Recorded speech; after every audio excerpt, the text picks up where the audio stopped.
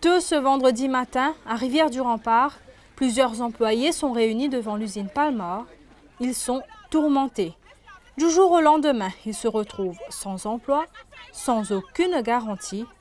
La compagnie, qui était sous administration judiciaire, a fermé ses portes depuis hier soir. C'est l'incompréhension. Oui, 25 ans on travaille dans cette usine-là. Aujourd'hui, nous venons quand matin la porte fermée. La porte fermée sans un papier, sans rien. Personne ne peut venir là pour faire une réunion à nous, pour venir guetter qui nous problème, pour venir demander. La paix, nous ne connaissons pas rien. À 9 h, la foule avait grossi.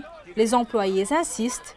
Ils veulent parler à un représentant de BDO ou encore du ministère du Travail. Vous avez représentant au travail et qui représente la banque. Ça de là, vous avez expliqué. Donc, vous avez une satisfaction. Donc, vous avez une satisfaction, nous allons vous lever. Correct? Allez, nous rentrez. Mais personne n'en vue. La police a fort à faire pour les convaincre de se disperser. Ce qu'ils ont fait là, ils ne peuvent pas mener aucun abouchement. Ils peuvent bloquer. Laisse-moi causer, madame. Là où causer. Moi, mon génie cause avec Michel Zonfier. Donne-moi mon bout d'azot qui vous a fait. Qui Michel là?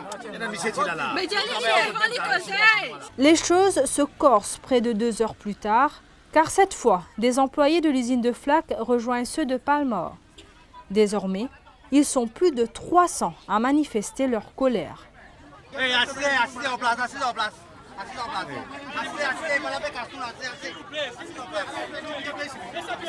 Lueur d'espoir, peu avant midi, 4 officiers du ministère du Travail sont sur les lieux et demandent aux manifestants de se rendre au bureau régional, soit à Flac et à Rivière-du-Rempart, ce qu'ils feront sans contester.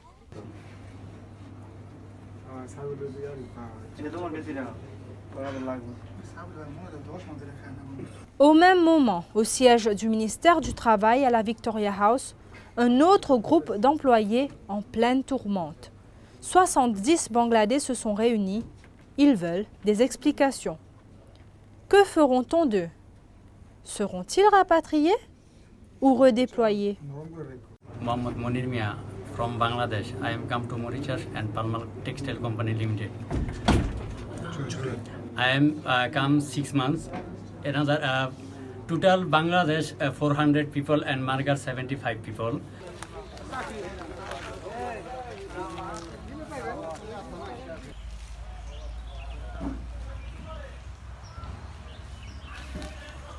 Nous nous sommes par la suite rendus au dortoir de ces ouvriers bangladais à Fuel. Ici, vivent près de 400 Bangladais, soit 6 par dortoir.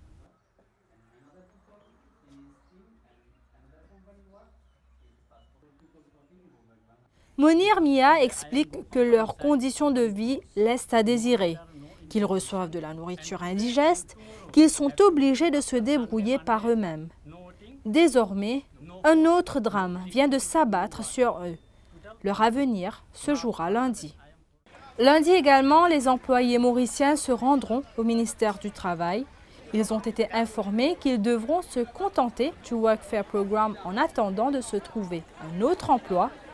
Quant à leur salaire, ils ne recevront que leur dû pour février.